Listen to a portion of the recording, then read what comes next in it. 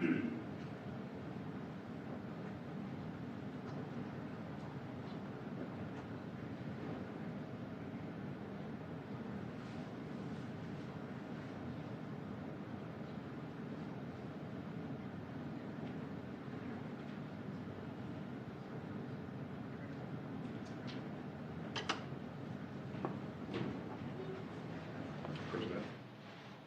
everybody. Folks, thanks for being here. Earlier today, I made a point to speak to all the governors most likely to be impacted by this storm. I spoke with Governor DeSantis several times, Governor Kemp, Governor McMaster's, Governor Cooper, about the impacts of the storm and that made landfall at 7:45 this morning as a Category 3 hurricane. And it's moved over land and is now shifted to Category 1, but it is still very dangerous with winds up to 75 miles an hour. And the impacts of this storm are being felt throughout the southeast, even as it moves up the eastern coast of the United States, affecting Georgia, South Carolina, North Carolina. And we have to remain vigilant, and there's much more to do. I just came from the Oval Office where I met with the FEMA administrator, who's standing to my left here, and our federal response folks. And early Monday morning, long before the storm made landfall, I spoke with Governor DeSantis and approved an early request for emergency declaration to enable him to have the full support ahead of time to protect the people's lives in the state of Florida. We surged personnel to Florida to help the state move people quickly to safety and out of a danger zone, and to help the governor and his team to the greatest degree possible in advance of the hurricane's arrival. And I directed the FEMA to redeploy resources, including up to 1,500 personnel and 900 Coast Guard personnel throughout the southeast. I directed Administrator Criswell to stay in close touch with the governor. She was with me when I was speaking to him as well. And I guess he's maybe tired of hearing both of us, but he seemed like he welcomed it. As a matter of fact, I've asked that she get on the plane and leave for Florida this afternoon. She'll meet with Governor DeSantis tomorrow and begin conducting the federal assessment at my direction. Federal teams on the ground are going to continue to work with the first responders in Florida, Georgia, South Carolina, North Carolina to get people to safety. You've all been reporting this. You've seen it on television. There are a number of rescues already taking place as I walked out of my office a moment ago to begin to recover from the impacts of this storm. I let each governor I spoke with know if there's anything the states need right now, I'm ready to mobilize that support of what they need. I don't think anybody can deny the impact of the climate crisis anymore. Just look around.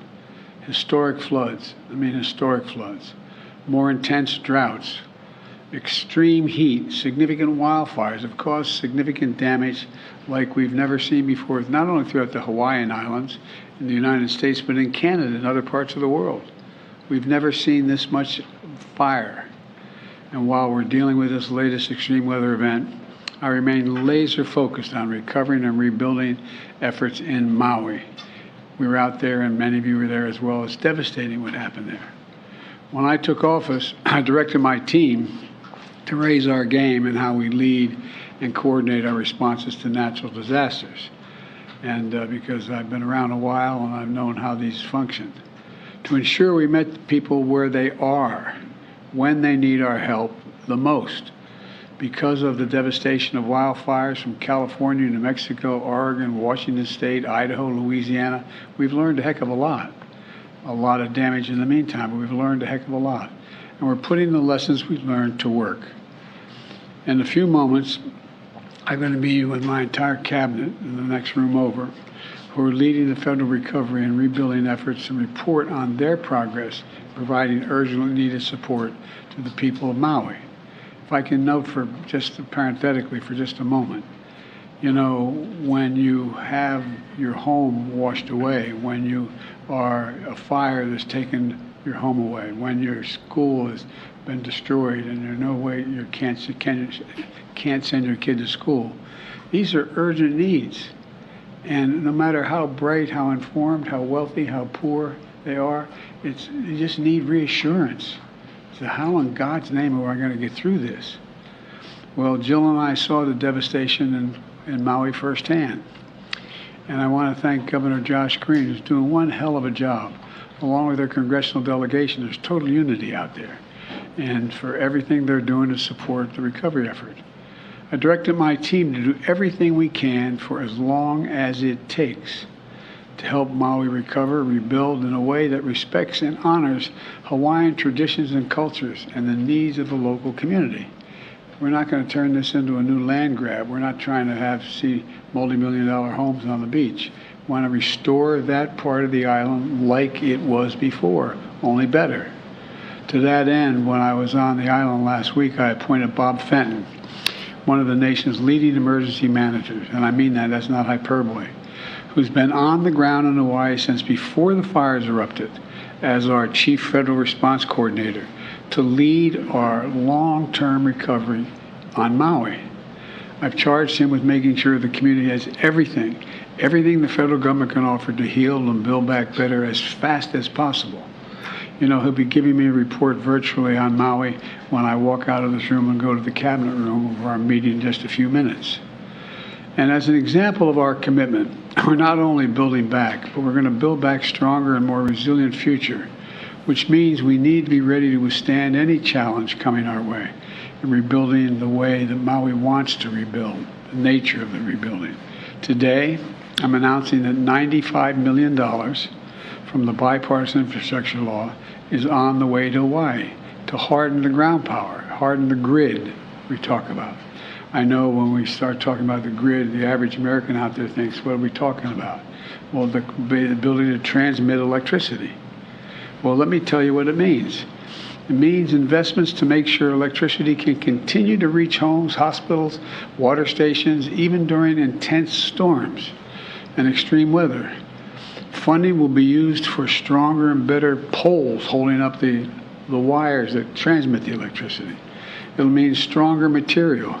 It'll mean burying these lines that transmit the electricity underground. It's more expensive to do that, but where possible, we should put them underground. They're safest. It means clearing trees and brush around these wires. It's like the kindling that exists out there. That's what it ends up being when one of those wires come down. And this funding is going to pay for installing technology like smart meters that can tell you where the problem actually is when the line goes down. That's part of the problem. A lot of these, in other, not Maui's not that big, but in parts of California, Oregon, and all these places where these fires were, where did the wire go down? We're going to be installing meters that let the person sitting back in the headquarters know, whoa, it went down at such and such a coordinates, such and such a pole. To enable emergency responders to more quickly identify which lines are damaged or down, so repairs can happen as quickly as possible and get the power back on and prevent damage from occurring. Anything else at our disposal. The Department of Energy, and the Secretary, we're going to be talking about this in a minute, accelerated the announcement of this funding to meet the moment.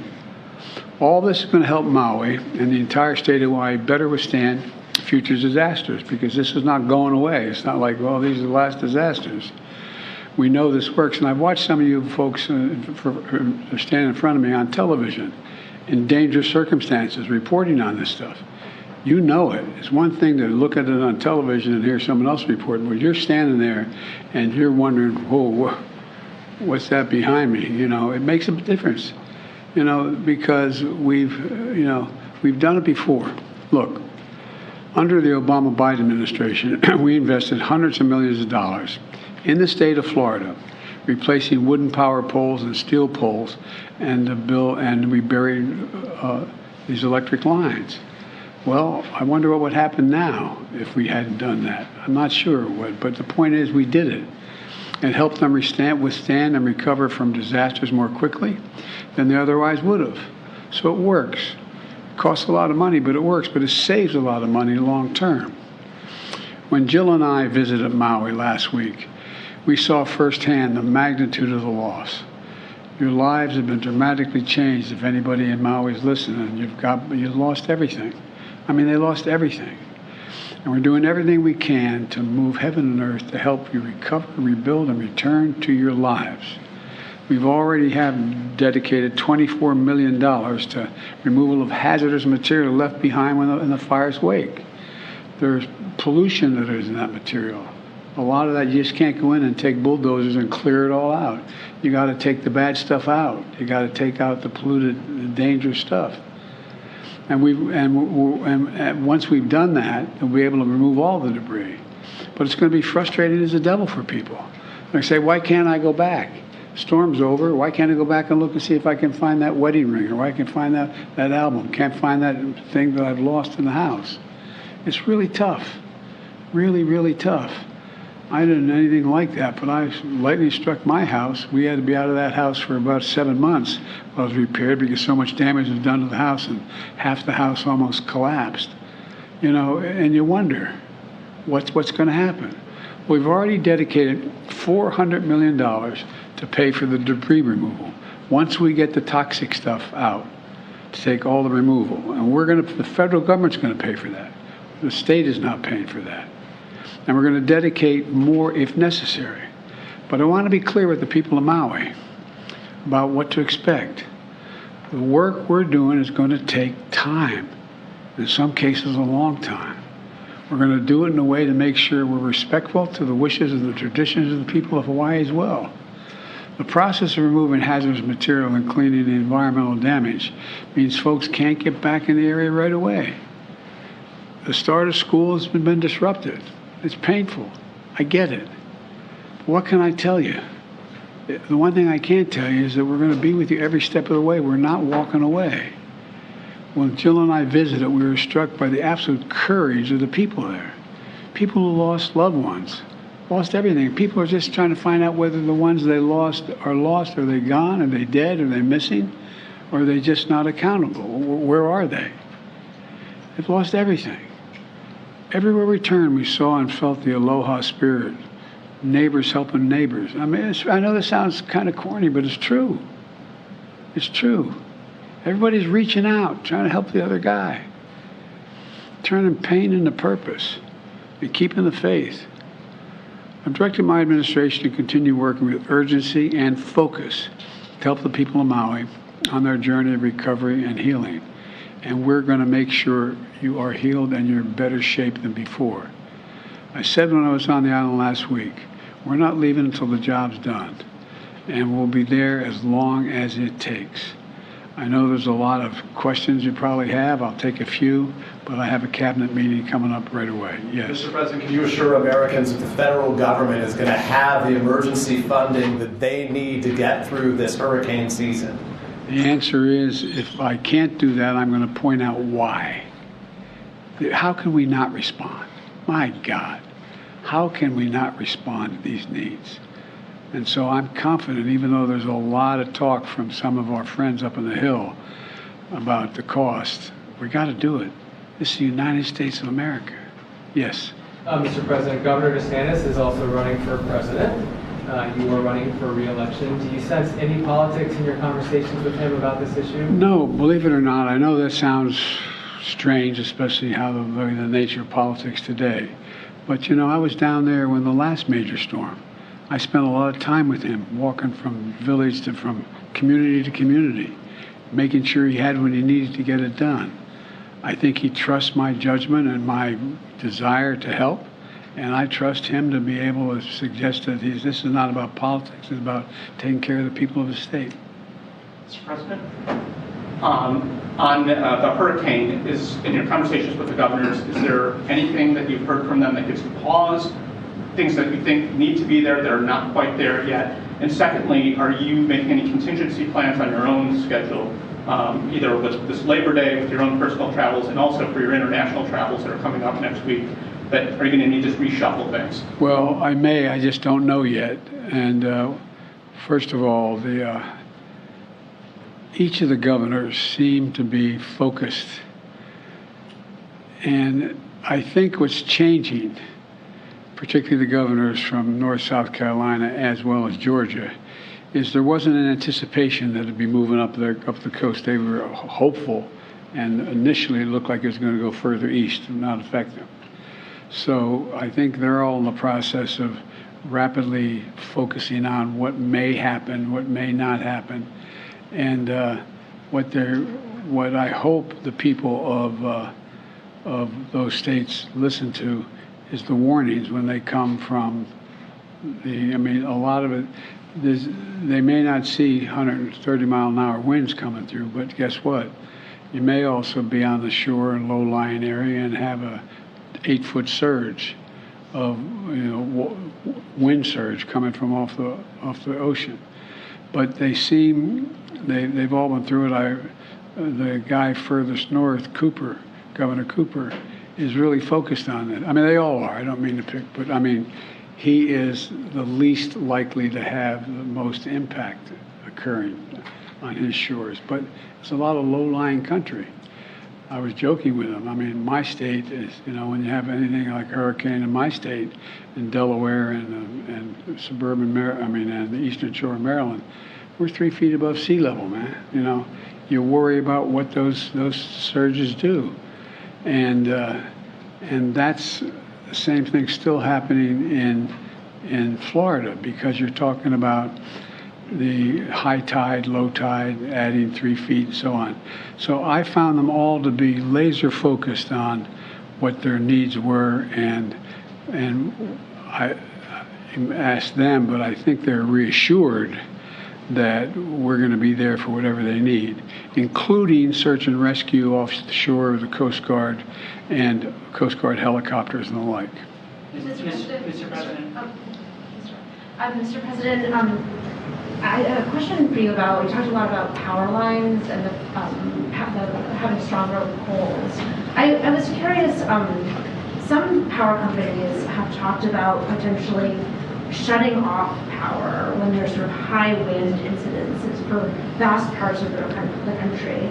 And I'm wondering if you think this is sort of an appropriate response by power companies, or if you think that they should be working to sort of harden their infrastructure more than just ending power when there's a... I think both. Look, it's very expensive to secure these power lines. Both in terms of the actual structure. We look out there and you see these large towers carrying multiple wires, and the wires are like that thick, and they're carrying an awful lot of energy, and sometimes those entire towers come down. I am not expert enough to know when it's appropriate to shut down that line. And that's one of the reasons why I think having the technology to have these meters on each of these facilities tells you where the danger is. So I can picture, I'm getting beyond my expertise here, but... You're talking about huge numbers of Americans suddenly not having power because the company makes a determination that... Well, but by the way, we also know how many huge number of Americans have died, how many huge number of Americans have, for example, more forest has been burned to the ground since I've become, in the time I've been doing this, than the entire square miles of the state of Maryland. Imagine the entire state of Maryland burning to the ground. That's how much is already burned to the ground.